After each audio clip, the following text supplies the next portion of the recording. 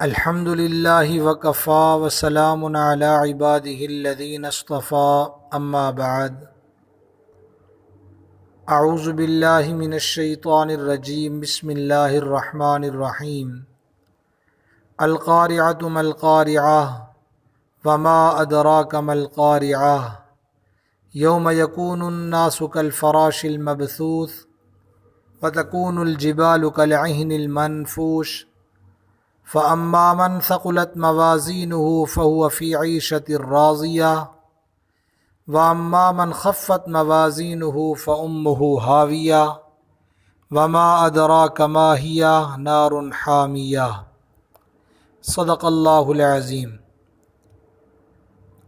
قرآن مجید کی آخری صورتوں میں سے چھوٹی صورت ایک سورۃ القارعہ بھی ہے۔ اس کا ایک رکوع ہے اور 11 اس صورت کی آیتیں ہیں، اور یہ صورت مکی صورت کہلاتی ہے۔ قاریہ کا معنی ہوتا ہے کھٹکھٹا دینے والی۔ یہ قیامت کے ناموں میں سے ایک نام ہے۔ قرآن مجید میں قیامت کے اور نام بھی ارشاد فرمائے۔ ایک نام نبأ عظیم ہے، عما یتساءلون عن النبأ العظیم، یعنی بڑی خبر کا معنی ہے۔ ایک قرآن مجید میں قیامت کا نام ہے غاشیہ، هل اتاک حدیث الغاشیہ، کہ وہ ڈھانپ لینے والی، یہ بھی قیامت کا ایک نام ہے۔ اسی طریقے سے ایک اور جگہ ہے فَإِذَا جَاءَتِ الطَّامَّةُ الْكُبْرَىٰ، الطامہ، یہ بھی قیامت کے ناموں میں سے ایک نام ہے، چھا جانے والی۔ ایک اور جگہ ہے الحاقۃ ما الحاقہ وما ادراک ما الحاقہ، حاقہ بھی قیامت کے ناموں میں سے ایک نام ہے۔ تو یہاں القارعہ، کھڑکھڑا دینے والی، یہ بھی قیامت کے ناموں میں سے ایک نام ہے۔ اب میں اس کا آسان سا ترجمہ عرض کروں۔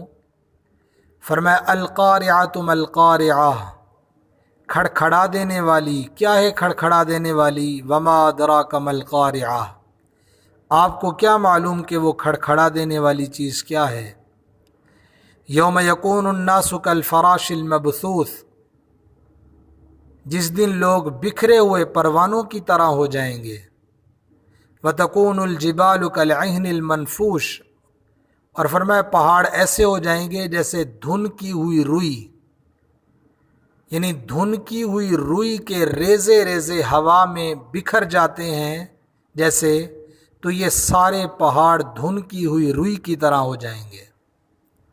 فَأَمَّا مَنْ ثَقُلَتْ مَوَازِينُهُ فَهُوَ فِي عِيشَةٍ رَاضِيَةٍ، پھر اس دن جس کی ترازو بھاری ہو گئی تو وہ اپنی من پسند زندگی میں ہوگا۔ وَأَمَّا مَنْ خَفَّتْ مَوَازِينُهُ فَأُمُّهُ هَاوِيَةٌ، اور جس کی ترازو ہلکی ہو گئی تو اس کے لیے گہرا گھڑا ہوگا۔ وما ادراک ما ہی، اور آپ کو کیا معلوم وہ گھڑا کیا ہے؟ نار حامیہ، فرمایا وہ دہکتی ہوئی آگ ہے۔ یہ تو اس صورت کا مختصر سا آسان سا ترجمہ عرض کیا۔ قرآن مجید کے آخری پارے، بالخصوص 29واں اور 30واں پارہ، اس میں تقریباً قیامت اور آخرت کا بیان کثرت کے ساتھ آیا ہے۔ اصل میں انسان کو فکر آخرت، یعنی آخرت کی یاد دلائی جا رہی ہے کہ انسان اس دن کا تصور ذہن میں رکھے اور اپنے آپ کی اصلاح کرے، اپنے آپ کو سنوارے۔ اس کے ذہن میں یہ بات ہو کہ میں نے اس جہان میں ہمیشہ نہیں رہنا، یہ جہان ہمیشہ نہیں، یہ زندگی ہمیشہ نہیں، یہ جیسے جہان ختم ہوگا میری زندگی اس سے پہلے ختم ہوگی۔ تو آخرت کی زندگی کو مقصود بنائے، اور ان آخری صورتوں میں قیامت کا تو زیادہ تذکرہ ہے۔ مثلا اسی کے ساتھ سورۃ زلزال، عادیات سے پہلے جو ہے، اس میں بھی قیامت کا ذکر ہے۔ والعادیات میں ان ربہم بہم یومئذ لخبیر، آخرت کا ذکر ہے۔ القارعہ، اس میں بھی آخرت کا ذکر ہے۔ الہاکم التکاثر حتی زرتم المقابر، وہاں قبروں کا تذکرہ ہے۔ تو انسان کو آخرت کی یاد دلائی جا رہی ہے کہ دنیاوی زندگی کا جہاں تک تعلق ہے تو بے شک اس کے اندر اللہ تعالیٰ نے ہمارے لیے راحت آرام کے بے شمار وسائل اللہ تعالیٰ نے ان کو جائز اور حلال قرار دیا ہے، لیکن یہ ہمیشہ نہیں ہے، پتہ نہیں کب ختم ہو جائے، تو اس کو مقصود نہ بنائے، آخرت کی فکر کرے، قبر میں جانے کی فکر کرے، اور اس بات کی فکر ہو کہ کل قیامت کے دن اللہ کی دربار میں میری پیشی ہوگی، میرے لیے کیا فیصلہ ہوتا ہے، جنت کا جہنم کا کیا فیصلہ ہے۔ دنیا میں انسان آخرت کی زندگی کو ذہن میں رکھ کے جب زندگی گزارتا ہے تو اس کو مقصود نہیں بناتا، یعنی دنیا کی زندگی کو مقصود نہیں بناتا۔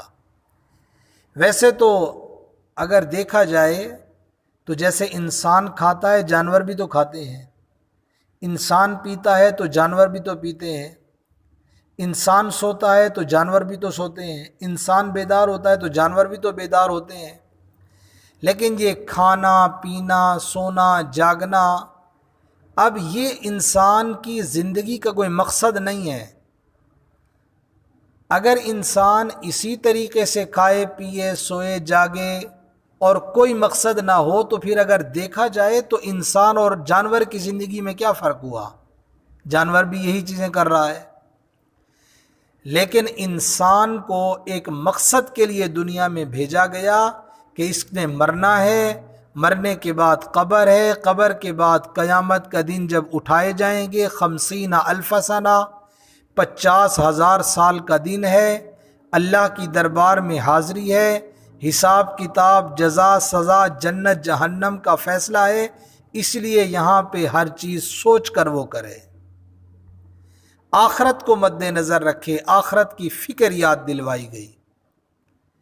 آج کی دنیا میں لوگوں نے اس پر مختلف اپنے طور پہ بندے باتیں کرتے ہیں، مثلا جی دنیا میں جرائم بہت ہو رہے ہیں، کیوں ہو رہے ہیں؟ کوئی کہتا ہے جی اس وجہ سے کہ جہالت عام ہو گئی ہے، کوئی کہتا ہے جی غربت عام ہے اس وجہ سے جرائم زیادہ ہیں۔ اگر ہم حقیقت پہ غور کریں تو حقیقت یہ ہے کہ فکر آخرت نہ ہونے کی وجہ سے جرائم زیادہ ہیں۔ اگر دنیا میں ایسے انسان بھی بستے ہیں، ایسے ملک بھی ہیں غریب ہیں لیکن سکون ہے، جرائم نہیں ہے وہاں پر، تو ایک انسان جب آخرت کی زندگی کو ہر وقت تصور میں رکھے گا، فکر آخرت اس کے ذہن میں ہوگی کہ میں نے مرنا ہے، اللہ کی دربار میں میری پیشی ہوگی، تو وہ دنیا میں کوئی جرم کرنے سے پہلے کئی دفعہ سوچے گا میں نے اللہ کی دربار میں پیش ہونا ہے۔ تو جب اس کو فکر آخرت ہوگی تو وہ انسان جرائم میں مبتلا نہیں ہوگا۔ تو فکر آخرت کے آنے سے جرائم کا خاتمہ ہوتا ہے کہ جرائم ختم ہوں گے۔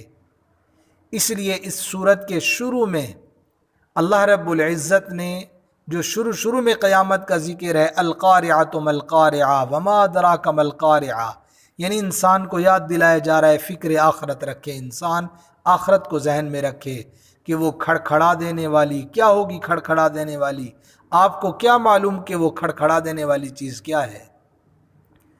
تو جرائم کے ختم ہونے کی اصل وجہ وہ انسان کے لیے فکر آخرت ہے، فکر آخرت سے دنیا میں جرائم بھی ختم ہو جائے۔ صحابہ کرام کی زندگیوں کو دیکھیں، انہوں نے ان میں فکر آخرت ایسی تھی کہ دنیا کی زندگی وہ کہتے جس طرح گزر جائے، لیکن جو آگے عبدالآباد ہمیشہ زندگی ہے، ہمیشہ کی زندگی، وہ ہماری اچھی ہو جائے، وہ ہماری پسند کی زندگی بن جائے، اس کی فکر لگی ہوئی تھی۔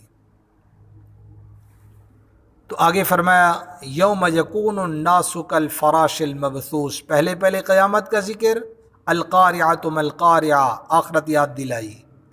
آگے فرمایا وما ادراک ما القارعۃ کے بعد یوم یکون الناس کالفراش المبثوث، قیامت کا دن وہ دن ہوگا جس میں تمام انسان بکھرے ہوئے پروانوں کی طرح ہو جائیں گے۔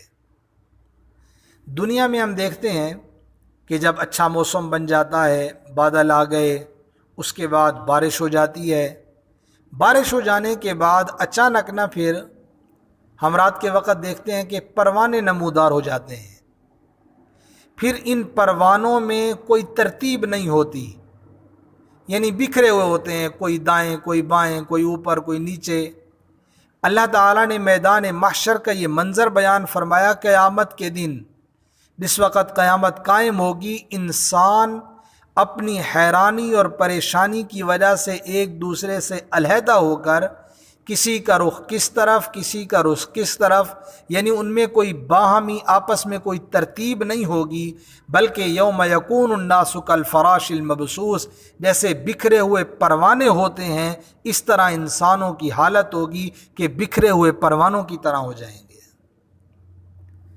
آگے فرمایا وَتَكُونُ الْجِبَالُ كَالْعِهْنِ الْمَنْفُوشِ، اور یہ پہاڑ جو ہمیں بہت سخت نظر آتے ہیں، دنیا میں پہاڑوں کی یعنی کہ سخت اتنے ہیں کہ انسان کسی کی سختی کی مثال دینا تو پہاڑوں کے ساتھ دیتا ہے کہ جی فلاں آدمی تو وہ تو جی بڑا مضبوط آدمی ہے، پہاڑ کی طرح مضبوط آدمی ہے۔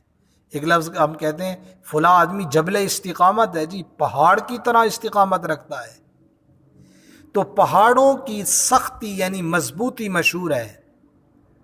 فرمایا جو تمہیں پہاڑ نظر آ رہے ہیں ان کی حالت قیامت کے دن ایسی ہوگی، یہ جو دنیا میں سخت ہیں، وَتَكُونُ الْجِبَالُ كَالْعِهْنِ الْمَنْفُوشِ، دھن کی ہوئی روئی کی طرح ہو جائیں گے۔ روئی ویسے بھی نرم ہوتی ہے، تو یہ جو ہیں پہاڑ، یہ سارے پہاڑ اللہ کی قدرت کاملہ کے نتیجے میں اس طرح بکھیر دیے جائیں گے جس طرح دھن کی ہوئی روئی ہوتی ہے۔ اور پھر ایک اور جگہ قرآن مجید میں ہے ان پہاڑوں کے متعلق، وَهِيَ تَمُرُّ مَرَّ السَّحَابِ، کہ آج تو ان پہاڑوں کو ہم دیکھ رہے ہیں یہ اپنی جگہ پہ جمے ہوئے ہیں، لیکن قیامت کے دن یہ پہاڑ اس طرح ہوا میں تیر رہے ہوں گے جیسے بادل کے ٹکڑے فضا میں تیرتے ہیں۔ ایک اور جگہ ہے وَيَسْأَلُونَكَ عَنِ الْجِبَالِ فَقُلْ يَنسِفُهَا رَبِّي نَسْفًا فَيَذَرُهَا قَاعًا صَفْصَفًا لَا تَرَىٰ فِيهَا عِوَجًا وَلَا أَمْتًا، یعنی لوگ آپ سے پہاڑوں کے بارے میں سوال کرتے ہیں، آپ ان کو بتا دیجئے یہ پہاڑ اگرچہ اس وقت تمہیں بہت سخت نظر آ رہے ہیں اور اللہ تعالیٰ نے اپنی قدرت اور حکمت سے ان کو پیدا فرمایا ہے، لیکن جب قیامت کا دن آئے گا تو اللہ تعالیٰ ان کو پیس کے رکھ دیں گے، ختم کر دیا جائے گا، یہاں تک کہ بالآخر یہ پہاڑ گرد و غبار کی طرح اڑ کر اور دھن کی ہوئی روئی کی طرح بکھر جائیں گے اور پوری زمین ایک چٹیل میدان کی شکل ہو جائے گی۔ یہ منظر اللہ تعالیٰ نے قیامت کے دن کا بیان فرمایا۔ آگے فرمایا فَأَمَّا مَنْ ثَقُلَتْ مَوَازِينُهُ فَهُوَ فِي عِيشَةٍ رَاضِيَةٍ، اس کے بعد کیا ہوگا پھر؟ فرمایا جس کی ترازویں بھاری ہو جائیں گی وہ من پسند زندگی گزارے گا، ایسی زندگی گزارے گا جس میں وہ جو چاہے گا اس کو ملے گا، جس کی خواہش کرے گا وہ چیز ملے گی، اور یہ جنت اس کے لیے مقام ہوگا۔ پھر جنت ایک ایسی چیز ہے جس کے لیے اللہ تعالیٰ نے فرمایا کہ وَلَكُمْ فِيهَا مَا تَشْتَهِي أَنفُسُكُمْ وَلَكُمْ فِيهَا مَا تَدَّعُونَ، جو چاہیں گے ملے گا، اور وہاں تو ایسی نعمتیں ہوں گی، نبی کریم صلی اللہ علیہ وسلم نے ارشاد فرمایا ایسی نعمتیں آج تک کسی آنکھ نے دیکھی نہیں، بلکہ حدیث کے الفاظ ہیں وَلَا أُذُنٌ سَمِعَتْ وَلَا خَطَرَ عَلَىٰ قَلْبِ بَشَرٍ، کسی کان نے ان کے بارے میں سنا نہیں، کسی دل پر اس کا خیال بھی نہیں گزرا، ایسی نعمتیں اللہ تعالیٰ نے جنت میں تیار کر رکھی ہیں، اور وہاں کا رہنا ہمیشہ کا رہنا ہوگا۔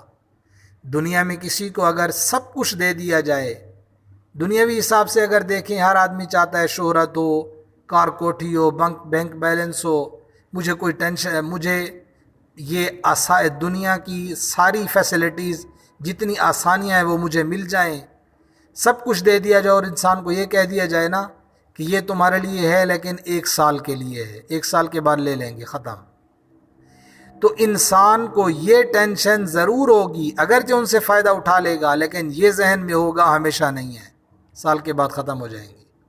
جنت جو اللہ تعالیٰ عطا فرمائیں گے جس میں جو چاہے گا انسان کو ملے گا، اور وہ اس میں بڑی خوشخبری یہ ہے کہ ہمیشہ ہمیشہ کی نعمتیں ہوں گی، کبھی وہاں ختم نہیں ہوگی، اس کو کبھی جنت سے نکالا نہیں جائے گا۔ دنیا میں کوئی ایسا انسان نہیں ہے جو اپنی من پسند زندگی گزار رہا ہو، جیسے وہ چاہتا ہو ویسے ہو جائے۔ دنیا میں کوئی بڑے سے بڑا انسان ایسا نہیں ہے جس کی ہر خواہش پوری ہو جائے۔ لیکن جنت ایک ایسی جگہ ہے جہاں ہر انسان کی ہر خواہش پوری ہوگی۔ فرمایا فَأَمَّا مَنْ ثَقُلَتْ مَوَازِينُهُ، جس کی ترازو بھاری ہو جائے گی، یعنی نیک اعمال اس کے زیادہ ہوں گے، اچھے اعمال، تو ترازو میں جب تولے جائیں گے تو یہ زیادہ ہوں گے، وزن زیادہ ہو جائے گا۔ جب وزن وہ بھاری پڑ جائیں گے تو اس کے لیے آگے جنت ہے۔ پھر قیامت کے دن دو طرح کے ترازو ہوں گے۔ بعض کہتے ہیں کہ ایک تو ہے کہ مومن اور کافر کے لیے، اس کے علاوہ پھر مومنین میں ہوگا کہ ان کے جب اعمال تولے جائیں گے تو ان کے لیے علیحدہ پھر ہر ایک کی نیکیوں اور برائیوں کو تولا جائے گا۔ لیکن جو کفار کے اعمال ہیں، بظاہر ہیں دنیا میں جو اچھے عمل کرتے ہیں، مثلا کسی کے ساتھ کوئی تعاون کر دیا، نیک آدمی مسلمان اگر کسی کے ساتھ تعاون کرے اس کو نیکی ملتی ہے، لیکن کافروں کے لیے آخرت میں کچھ نہیں ہوگا، بعض دفعہ اس کا بدلہ دنیا میں دے دیا جاتا ہے، آخرت میں کچھ نہیں ہوگا۔ لیکن جو مومن آخرت میں جس کے لیے نیکیوں کا پلڑا بھاری ہو گیا تو اس کے لیے جنت ہوگی۔ فلا خوف علیہم ولا هم یحزنون، نہ خوف ہوگا نہ غمگین ہوں گے، کوئی وہاں پریشانی نہیں ہوگی۔ اور فرمایا وَأَمَّا مَنْ خَفَّتْ مَوَازِينُهُ فَأُمُّهُ هَاوِيَةٌ۔ اس سے پہلے میں ایک بات عرض کروں، قرآن مجید میں ہے فَأَمَّا مَنْ ثَقُلَتْ مَوَازِينُهُ، جس کی ترازو بھاری ہو گئی، یعنی جس کے عمل میں وزن ہوگا تو اس کی ترازو بھاری ہوگی، نیکیوں والا پلڑا اس کا بھاری ہو جائے گا۔ عمل وزنی کیسے ہوتا ہے؟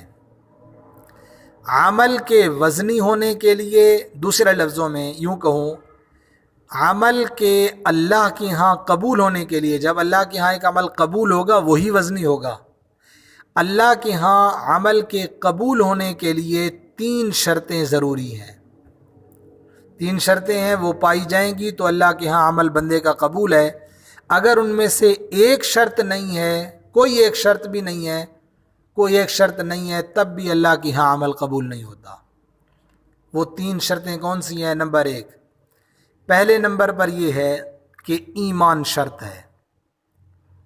بندہ جو نیک عمل کرنے والا ہے وہ مومن ہو، مسلمان ہو، اس کے اندر ایمان ہو، دل میں ایمان ہو۔ اگر ایمان نہیں ہے تو اس کا اچھا عمل بظاہر اچھا ہے لیکن وہ عمل اللہ کے ہاں قبول نہیں ہوگا۔ دنیا میں کفار بھی اچھے عمل کر لیتے ہیں کہ کسی جگہ کوئی ایسا کام کرا دیا، لوگ اس سے فائدہ اٹھاتے رہیں، مومن کرے تو ثواب ملتا ہے، کافر کے لیے آخرت میں کچھ نہیں ہے۔ وجہ کیا ہے؟ وجہ یہ ہے کہ ایمان نہیں ہے۔ تو اللہ کے ہاں عمل کے قبول ہونے کے لیے پہلی شرط کیا ہے؟ ایمان کے بندہ مومن ہو، مسلمان ہو۔ دوسری شرط جس سے اللہ کے ہاں بندے کا عمل قبول ہوتا ہے وہ یہ ہے کہ وہ عمل رسول اللہ صلی اللہ علیہ وسلم کے مبارک طریقے کے مطابق ہو، یعنی سنت نبوی کے مطابق ہو۔ اگر وہ عمل آپ صلی اللہ علیہ وسلم کے مبارک طریقے کے مطابق نہیں ہے تو وہ عمل اگرچہ لوگوں کی نظروں میں اچھا ہوگا لیکن اللہ کے ہاں وہ عمل قبول نہیں ہوتا۔ جیسے دین میں کوئی نئی چیز داخل کر دی جس کو بدعت کہا جاتا ہے کہ ہر بدعت گمراہی ہے۔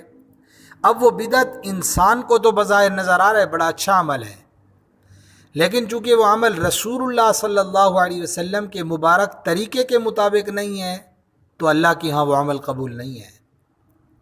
مثال کے طور پر ایک آدمی نے صبح کی نماز پڑھی، صبح کی نماز میں 2 فرض ہیں، رسول اللہ صلی اللہ علیہ وسلم نے فجر کے 2 فرض پڑھے۔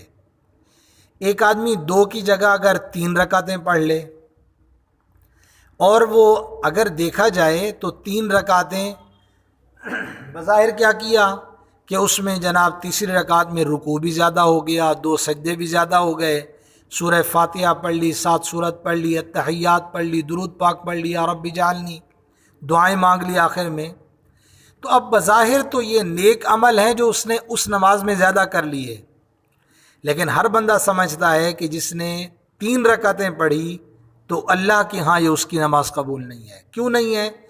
اس لیے کہ اس کا وہ عمل رسول اللہ صلی اللہ علیہ وسلم کے مبارک طریقے کے مطابق نہیں ہے۔ آپ نے فرض 2 پڑھے، 2 رکعتیں پڑھی، 2 پڑھے، یعنی آپ کے مبارک طریقے کے مطابق جب اس پہ عمل کرے گا تب اللہ کے ہاں قبول ہے۔ تو اس لیے دوسری شرط یہ فرمایا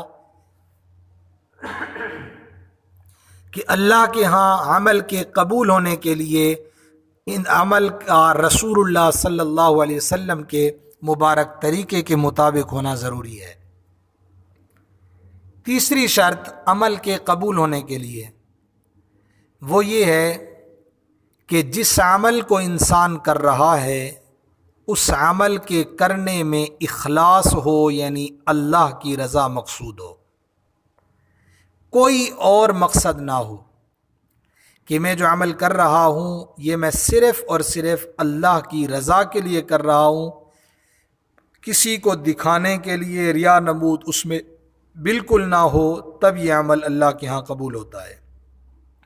اب یہ تینوں شرطیں اگر ان میں سے کسی ایک عمل میں ایک شرط بھی نہ پائی گئی تب بھی عمل قبول نہیں ہوگا۔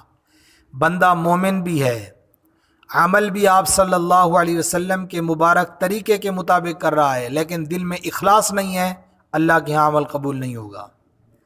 اسی طریقے سے بندہ مومن مسلمان ہے، اخلاص سے عمل کر رہا ہے، لیکن وہ عمل آپ صلی اللہ علیہ وسلم کے مبارک طریقے کے مطابق نہیں ہے، اللہ کے ہاں قبول نہیں ہوگا۔ اور عمل آپ علیہ الصلاۃ والسلام کے مبارک طریقے کے مطابق ہے، اخلاص بھی ہے، بندہ خالصتاً عمل کر رہا ہے اللہ کو راضی کرنے کے لیے، لیکن عمل کرنے والا مسلمان نہیں ہے، اللہ کے ہاں عمل قبول نہیں ہوگا۔ تو یہ جو فرمایا فَأَمَّا مَنْ ثَقُلَتْ مَوَازِينُهُ فَهُوَ فِي عِيشَةٍ رَاضِيَةٍ، جن کی ترازو وزنی ہو جائے گی۔ ترازو وزنی کیسے ہوگی؟ جب عمل وزنی ہوگا، اور عمل کیسے وزنی ہوتا ہے؟ عمل وزنی ہوتا ہے جب اللہ کے ہاں عمل قبول ہو، اور اللہ کے ہاں عمل تب قبول ہوتا ہے جس عمل میں یہ تینوں شرطیں پائی جائیں کہ بندہ مومن بھی ہو، عمل رسول اللہ صلی اللہ علیہ وسلم کے مبارک طریقے کے مطابق ہو، اور عمل کرنے میں اللہ کی رضا مقصود ہو، تب اللہ کے ہاں عمل قبول ہو جاتا ہے۔ اس لیے کہتے ہیں نا، چھوٹے سے چھوٹا عمل ہو اگر وہ اللہ کے ہاں قبول ہو جائے تو وہ بہت بڑا ثواب اس کا ہوتا ہے۔ تو فَأَمَّا مَنْ ثَقُلَتْ مَوَازِينُهُ، ان کی ترازو بھاری ہوں گی جن کے اعمال اللہ کے ہاں قبول ہوں گے اور وہ وزنی عمل ہوں گے۔ پھر آگے فرمایا وَأَمَّا مَنْ خَفَّتْ مَوَازِينُهُ، جس کی ترازو ہلکی ہو گئی اس کا ٹھکانہ کیا ہوگا؟ فَأُمُّهُ حَاوِيَةٌ وَمَا أَدْرَاكَ مَا هِيَ نَارٌ حَامِيَةٌ، ایک گھڑا ہوگا، اور تمہیں کیا معلوم کہ وہ گھڑا کیا ہے؟ فرمایا وہ نارٌ حامیہ، بھڑکتی ہوئی آگ ہے۔ یہ قیامت کے دن ایک تو دنیا کی آگ ہے، یہ ہم سے برداشت نہیں ہوتی، قیامت والے دن جو جہنم کی جو آگ ہوگی وہ اس دنیا کی آگ سے کئی درجے زیادہ ہوگی، یعنی اس کی حرارت اس سے کئی درجے زیادہ ہوگی۔ انسان اس آگ کو برداشت نہیں کر سکتا۔ کیا خیال ہے دنیا والی جو آگ ہے، ہم آگ جلا کر اس میں چند سیکنڈ اس میں ہاتھ رکھ سکتے ہیں؟ گرمیوں میں تو بندہ قریب نہیں جاتا، سردیوں کے موسم میں بعض دفعہ چاہتا ہے کہ مجھے ذرا حرارت ملے، ہیٹ ملے تاکہ میں ٹھنڈ سے بچ جاؤں، لیکن آگ کے اندر کوئی آدمی ہاتھ رکھ کے بیٹھ جائے یہ نہیں ہو سکتا۔ دنیا کی آگ انسان سے برداشت نہیں ہوتی، جو آخرت کی آگ ہے انسان اپنے رب کو ناراض کر کے، یعنی راضی نہ کر کے اپنے لیے اس کو خرید رہا ہے۔ اور ظاہر ہے اللہ راضی کیسے نہیں ہوتی؟ جب بندہ اللہ کی رضا والے اعمال نہیں کرتا۔ واما من خفت موازینو، جس کے عمل ہلکے پڑ گئے، ترازو ہلکی ہو گئی، یعنی نیکیوں والا پلڑا جس کا ہلکا ہو گیا تو اس کے لیے تو پھر آگے آگ ہوگی۔ اللہ تعالیٰ اپنی رحمت کا معاملہ کسی سے فرما دیں کہ مومن ہے، ویسے اللہ تعالیٰ رحمت کا معاملہ فرمائیں، جنت عطا فرما دیں، اللہ کی ذات اس سے پوچھنے والا کوئی نہیں، مہربان ذات ہے۔ لیکن اگر مومن مسلمان اپنے اعمال کے ہلکا ہونے کی وجہ سے، جو نیک اعمال تھے، جہنم میں گیا بھی صحیح، تو بہرحال اپنے اعمال کی، اپنے برے عملوں کی سزا بھگت کر بالآخر جنت میں آ جائے گا۔ یہ ہمیشہ دوزخ میں نہیں رہے گا۔ ہمیشہ ہمیشہ کے لیے دوزخ صرف اور صرف وہ کافر کے لیے ہے، وہ مسلمان کے لیے نہیں ہے۔ بہرحال اس پوری صورت میں اس طرف توجہ دلانا مقصود ہے کہ انسانوں، تم بے شک اس دنیا کی زندگی کے اندر رہ رہے ہو، زندگی گزار رہے ہو، یہاں صبح و شام ہو رہی ہے، سب کچھ وقت گزر رہا ہے، لیکن اس وقت کو اپنی غفلت میں نہ گزارو، اور یہ احساس نہ رکھنا کہ بس مرنا ہی نہیں ہے، یہی زندگی ہے، 4 دن کی زندگی ہے، مزے کر لیں۔ یہ انسان کے دل میں یہ خیال نہ ہو، کوئی پتہ نہیں ہے زندگی کب ختم ہو جائے، بیٹھے بیٹھے آنکھیں بند ہو جائیں، بیٹھے بیٹھے آدمی دنیا سے چلا جائے۔ اس بات کو مت بھولو، موت آنے والی ہے اور قیامت آنے والی ہے، قیامت قریب ہے، اقتربت الساعۃ وانشق القمر، اللہ کے سامنے پیشی ہونی ہے، اعمال کا وزن ہوگا، اور اس کے بعد پھر آگے اس انسان کا کیا نتیجہ ہوتا ہے کہ جنت یا جہنم، یہ اس کے بعد پھر یہ فیصلہ بھی انسان کا ہونا ہے۔ تو انسان کو فکر آخرت ذہن میں رکھنی چاہیے، اس حساب سے پھر انسان کو اللہ تعالیٰ جب فکر آخرت ذہن میں رکھے گا، اللہ نیک اعمال کی بھی توفیق عطا فرمائیں گے۔